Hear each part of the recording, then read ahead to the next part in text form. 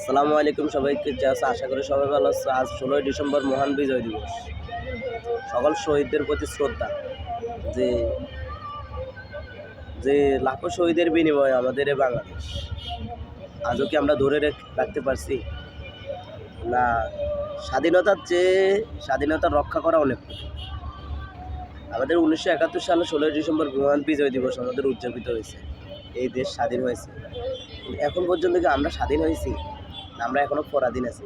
আমরা স্বাধীনভাবে চলতে পারতেছি না আমরা স্বাধীনতা পেলে কোথাও বলতে পারতেছি? আজ মহান বিজয় দিবস উপলক্ষে সকল শহীদদের প্রতি শ্রদ্ধা জানাই এবং তাদের রক্তের বিনিময়ে বাংলাদেশ। অনেক জেলায় গালি, অনেক জেলায় বলি, তাই তো আমরা বাঙালি।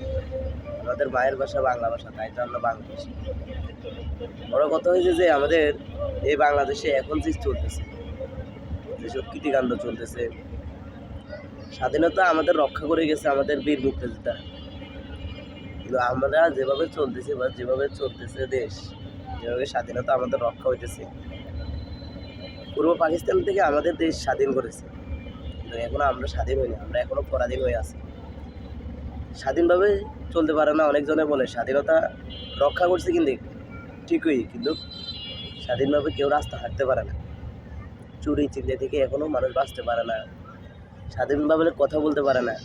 এভাবে চলতেছে দেশ। 16ই ডিসেম্বর উপলক্ষে বের হয়েছি রাস্তা,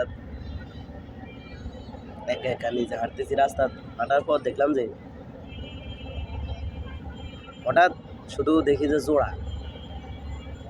ভাই তোদেরকে বলি,